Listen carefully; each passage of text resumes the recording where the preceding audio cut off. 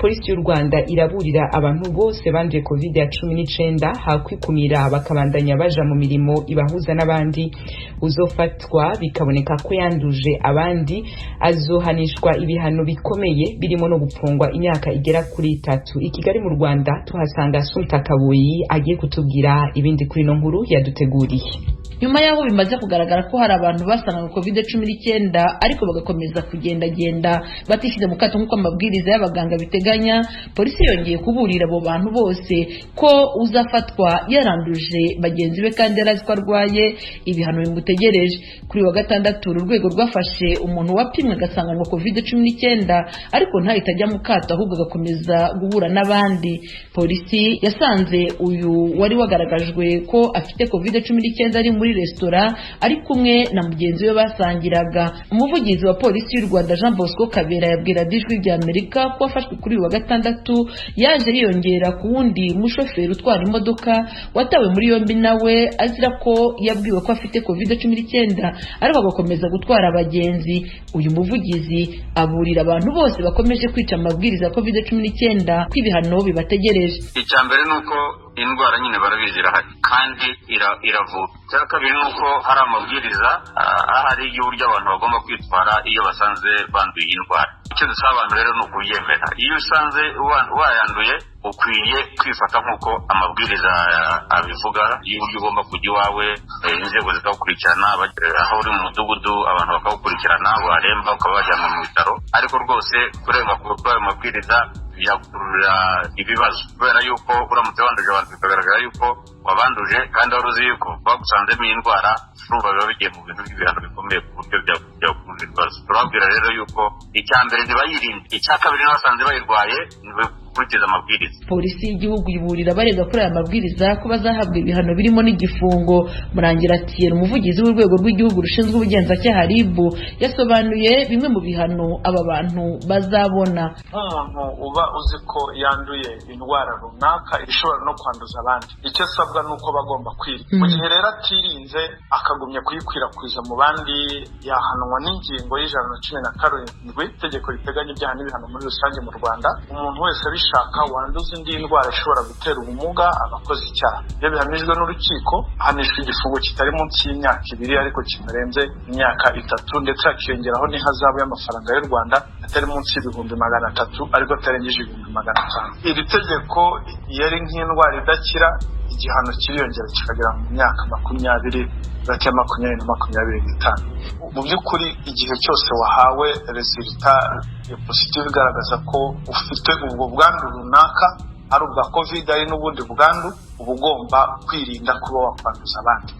Igihe rero bigaragaye ko warenzeho kuri ayo mabwiriza ukagenda ukanduza abandi, iri tegeko riba rikureba igihano cyo gufunga uwanduje undi yari yarabwiwe ko yanduye COVID-19 akanga kwishyira mu kato kije kiyongera ku bindi bihano byashyizweho n'umujyi wa Kigali umwaka ushize, harimo ko umuntu ufashwe atambaye agapfukamunwa acibwa amande y'ibihumbi 10, amande y'ibihumbi 200 ku gutegura ibirori n'ibindi bihuza abantu mu buryo butemewe, kandi wabyitabiriye nawe agacibwa 25 ndetse n'amande y'ibihumbi 50 kukuva no kujya ahantu habuzanijwe mu kwirinda ikwirakwizwa ry'iki cyorezo. Izi ngamba zikomeje gukazwa mu gihe imibare y'abandura COVID-19 ikomeje gutumbagira mu Rwanda. Ku munsi w'ejo abantu banduye COVID-19 bari 868, bituma umubare w'abarwaye COVID-19 mu gihugu hose ugera ku 35,886, harimo 26,977 bamaze gukira iyi ndwara. Abakirwaye bakaba bangana n'ibihumbi 8,498. Abo iyi ndwara imaze guhitana baragera kuri 411. Assumpta Kaboyi, Ijwi rya Amerika, i Kigali. Ijwi rya Amerika, Washington DC, mu Kirundi no mu Kinyarwanda. Bakunzi b'imikino na sport ni wa mwanya wanyu. Agezeho mu gisata ca sport yahera mu Burundi. Umurwi wa Messager Ngozi niwo waraye utwaye igikombe ca mbere citiriwe umuhisi Petero Nkurunziza, utsinze Flambeau du Centre ibitsindo 2-0. Ingozi aho umuhisi Nkurunziza yatangurije ishure ry'umupira w'amaguru Messager kari akanyamuneza nkuko muvyumva mu nkuru twateguriwe n'umenyesha makuru wacu Desire Hatungimana. iryo higanwa ari ubwa mbere ritunganywa mu Burundi ryatahukanywe na Messager Ngozi yari iramutse yakira Flambeau du Centre ku kibuga cayo Urukundo kiribuye muri komine Mwumbi intara ya Ngozi. N'ishuri ry'umupira w'amaguru Messager niho ryavukiye. Inyuma yo gutwara ico gikombe Jiminda Yizeye amenyereza umugwi wa Messager Ngozi yaragaragaje umunezero ntangere inyuma y'ugo rukino. Ni ibintu novuga yuko nakire neza cyane bishimishije kuri ekipe yacu kubona dutwaye iki gikombe ari umwaka wa mbere gitunganije.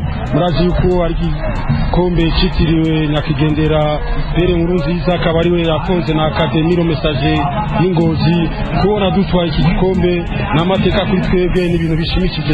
Umugwi wa Messager Ngozi utsinze Flambeau du Centre mu rukino rwa nyuma kabiri wikurikiranya inyuma yaho ubatsindiye mu gikombe cy'umukuru w'igihugu. Jiminda Yizeye amenyesha ko gwari urukino rutoroshe na gatoya ariko ko hakoze umukenyuro mu gice cya kabiri c'urukino.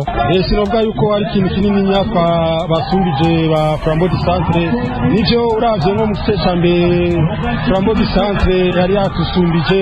Nagerageje kuraba amakosa abaye mu gice ca mbere ndagerageza kuyakosora ndahindura n'abakinyi bamwe mwabonye yuko mu gice cya kabiri twashoboye kuvyifatamwo neza turashobora kugombora igitsindo bari badutsinze turasatira kandi turashobora no kuronka igitsindo cya kabiri cyaduhesheje intsinzi. Novuga yuko shimira abakinyi banje ingene bitanze kuva iturno itangura abayobozi batwara Messager Ngozi ingene batwama inyuma. Novuga yuko n'ikindi novuga yuko twasumbije Flambeau du Centre n'ishaka twari dufise kuva ukino rutangura gushika rurangire. Inyuma yo guhereza ico gikombe abakinyi ba Messager Ngozi umukuru w'igihugu Evariste Ndayishimiye yaciye ashikiriza Denise Nkurunziza umutambukanyi w'umuhisi Petero Nkurunziza amafaranga imiliyoni 300 zavuye mu nkino zagiye ziraba muri ico gikombe citiriwe uwo muhisi. Buri mwaka izo nkino zikazohora zitunganywa amafaranga avuye mwashikiriza umuryango wa Nkurunziza kugira afashe guheraheza imigambi y'iterambere yarafise nk'uko byashikirizwe na Evariste Ndayishimiye arongoye Burundi. No muri basketball inkino zitiriwe muhisi Nkurunziza kuri no w'Imana zaratanguye. Dinamo yatsinze New Star ku manota 56 kuri 47. Umumenyereza wa Dinamo arashimira abakinyi biwe akamenyesha ko intumbero ari igikombe. Ikintu cya mbere twakoze nuko ekipe ya New Star ni ekipe ikomeye kuri kote za transition na penetration barashobora kandi barashuka.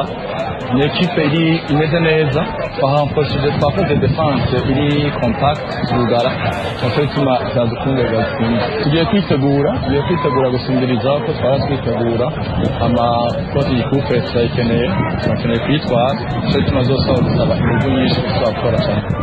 Mu zindi nkino zabaye Young Eagles z'Igitega yatsinze Messager Ngozi ku manota 58 kuri 56. Izindi nkino zitekanijwe kwa gatandatu w'indwi dutanguye urukino rwa nyuma ruzoce ruba igenekezo rya 10 z'ukwezi kw'indwi.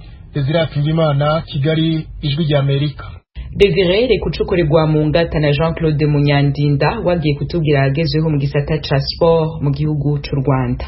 Mu mupira w'amaguru ishyirahamwe ry'umukino mu Rwanda ryaraye ribonye abayobozi bashya. Mu matora yabaye ejo ku cyumweru inteko rusange yatoye Olivier Nizeyimana ngo abe perezida mushya wa Ferwafa. Muri aya matora ku munota wa nyuma umukandida Rudoviko Rurangirwa yatangaje ko akuyemo kandidatire avuga ko bamwe mu bagize itsinda rya Olivier Nizeyimana batari bemerewe kwiyamamaza.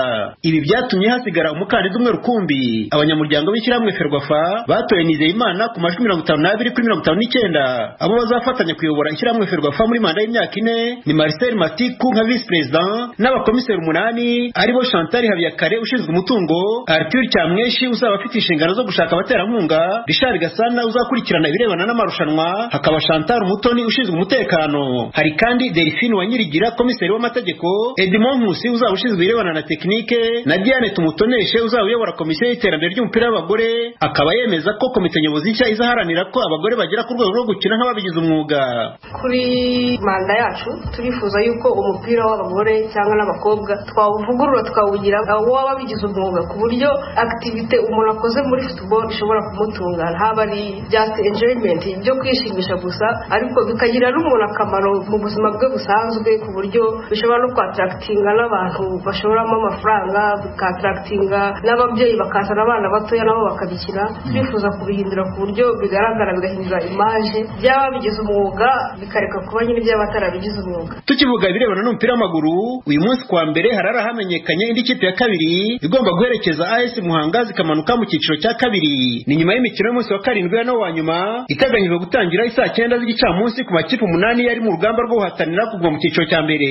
Ikipe ya Etincelle FC irahura na Musanze FC kuri stade Muhanga, Gasogi United yakira Kiyovu Sport kuri stade Bugesera, Gorilla FC irakina na Sunrise kuri stade Amitié ku Mumena, hanyuma Mukura Victory Sport yakira AS Muhanga kuri stade Huye i Butare. Nyuma y'umunsi wa gatandatu ku rutonde rw'aya makipe arimo kurwana no kutamanuka, ikipe ya mbere ni Kiyovu Sport ifite amanota 13, Musanze FC izari ya kabiri ikagira amanota 12, ku mwanya wa gatatu hari amakipe atatu ariyo Sunrise, Gasogi United na Etincelle FC, uko ari atatu akaba afite amanota 9 arushanwa umubare w'ibitego. Ikipe ya gatandatu ni Mukura Victory Sport ifite amanota 8, Gorilla FC izari ya karindwi n'amanota 7. Ikipe ya munani anayo ya nyuma ikaba yarangije no kumanuka mu cyiciro cya kabiri ni AS Muhanga itarabona inota na rimwe kugeza ubu. Yari Claude Munyandinda i Kigali.